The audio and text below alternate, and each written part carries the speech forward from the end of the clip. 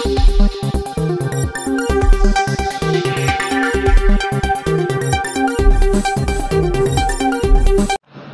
కోట్ల మందిని నేరుగా టచ్ చేసింది ఒక్క వైకాపాయేనని ఆ పార్టీ రాష్ట్ర కోఆర్డినేటర్ సజ్జల రామకృష్ణారెడ్డి తెలిపారు. తాడేపల్లిలోని పార్టీ కేంద్ర కార్యాలయంలో జరిగిన సమావేశంలో ఆయన మాట్లాడారు. ప్రతి గడపకు వెళ్లి సామాజికంగా, రాజకీయంగా, ఆర్థికంగా అన్ని వర్గాలను ముందుకు నడిపింది జగన్ ప్రభుత్వమని సజ్జల రామకృష్ణారెడ్డి పేర్కొన్నారు. అదే కూటమి నాయకులు ఏడాది తిరక్క ముందే బయటకు రాలేని పరిస్థితుల్లో ఉన్నారని, రెడ్ బుక్ పేరుతో అక్రమ కేసులు, వేధింపులకు గురి చేస్తూ పాలన సాగిస్తున్నారని విమర్శించారు. ఏది ఏమైనా వైకాపా నమ్ముకున్న సిద్ధాంతానికి కట్టుబడి ఉందని ఆయన వివరించారు.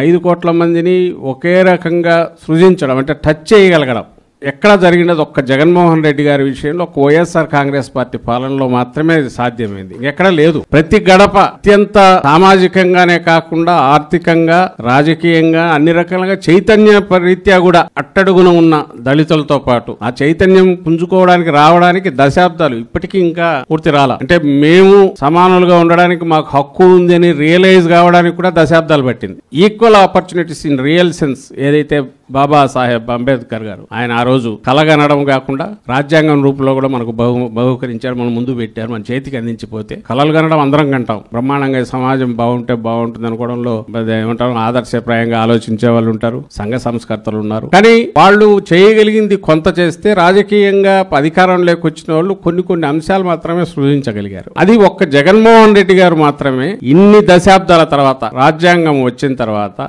భారతదేశానికే కాదు ప్రపంచంలో ఏదైనా సరే అసమానతలున్న సొసైటీని ఈక్వాలిటీకి తీసుకురావడానికి ఒక కరదీపికలాగా భారత రాజ్యాంగం అంబేద్కర్ గారు మనకి ఇచ్చింది. ఆ రాజ్యాంగం ఏదైతే ఉంది దాన్ని ఆచరణలో దాని స్పిరిట్ ను పూర్తిగా అవగాహన చేసుకుని 5 ఏళ్ల కాలంలోనే దాన్ని పూర్తిగా అమలు చేసే ప్రయత్నం చేసి అందులో చాలా వరకు విజయం సాధించిన నాయకుడు ఎవరంటే జగన్మోహన్ రెడ్డి గారు. ఇందులో డౌట్. ఒక సంస్కర్తలాగానో పూర్తిగా ఆ ఫలితం ఎట్లుంటుందో నాకు అనవసరం. నాకు 5 ఏళ్లు తీర్పు ఇచ్చారు. ఈ 5 ఏళ్లలో నేను అనుకున్నది పూర్తి చేయాలి.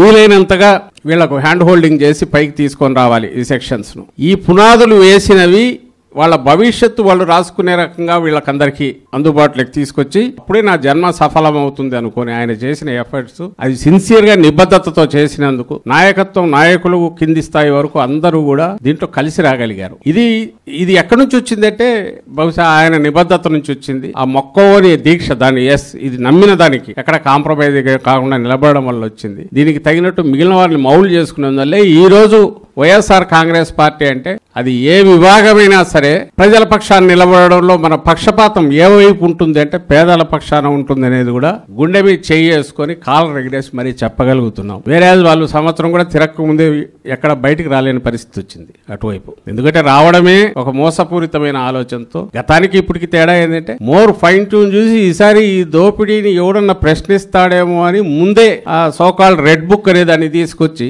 నోరు ఎత్తితే ఎక్కడికక్కడ ఎట్లా కేసులు పెట్టాలనే ఆ ధోరణిలో అది కొత్తది తీసుకొచ్చాయి. ఆ దాని ద్వారా తప్పుడు కేసులు వీటిని పెట్టి ఇంకో పక్క పట్టపగలే దోపిడీ దాంట్లో కొత్త విధానాలు తీసుకొచ్చి ఈ 10 నెలలు నడిపారు. బహుశా ఇట్లే ధీమా ఉంటే ఎన్నికలు వచ్చేంత వరకు మాదే కదా అనే ధీమా వాళ్ళకు ఉండదు. వైఎస్ఆర్ కాంగ్రెస్ పార్టీ అంటే ఆయన మాటల్లో చెప్పినట్టే నా ఎస్సీ, నా ఎస్టీ, నా బీసీ, నా మైనారిటీ అని ఏదైతే చెప్తున్నారో అది అట్లాగే కంటిన్యూ.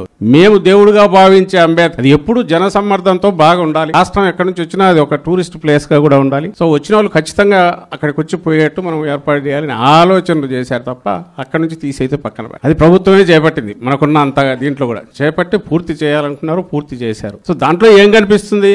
ఆయన ఎంత సిన్సియర్ గా నిబద్ధతతో దాని గురించి ఆలోచించారనేది అది కనపడుతుంది. At the same time Chandrababu వైపు నుంచి ఏం కనిపిస్తుంది?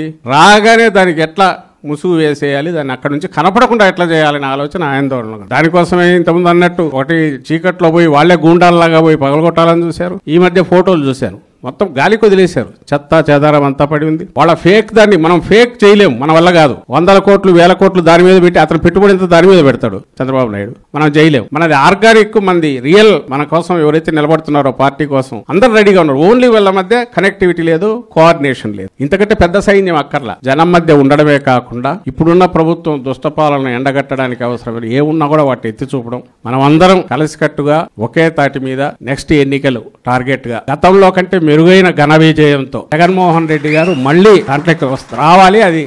అది చారిత్రక ఆవశ్యకత. అలాగే వచ్చిన తర్వాత ఈసారి ఎవరిని వదిలిపెట్టమనేది కూడా వాళ్ళకి తెలుస్తుంది. మీరు కూడా అది గుర్తుపెట్టు. ఈసారి నేను ఇంతకుముందు అన్నాను, ఈసారి కొంచెం రాజకీయంగా కూడా ఆలోచిద్దామని. ఇంతకుముందు ఆలోచించారు, ఆయన కేవలం సంస్కర్తలాగా ఉన్నాడు. ఈసారి రాజకీయంగా కూడా ఆలోచిద్దాం. మన వాళ్ళని మనం ప్రొటెక్ట్ చేసుకోవడమే కాదు, మన వాళ్ళని ఇబ్బందిని పెట్టిన వాళ్ళను ఆ ఇబ్బంది ఎట్లుంటుంది అనేది రెండింతలుగా వాళ్ళకు చూపించే కార్యక్రమం కూడా మనం ఖచ్చితంగా చేయాల్సి ఉంటుంది.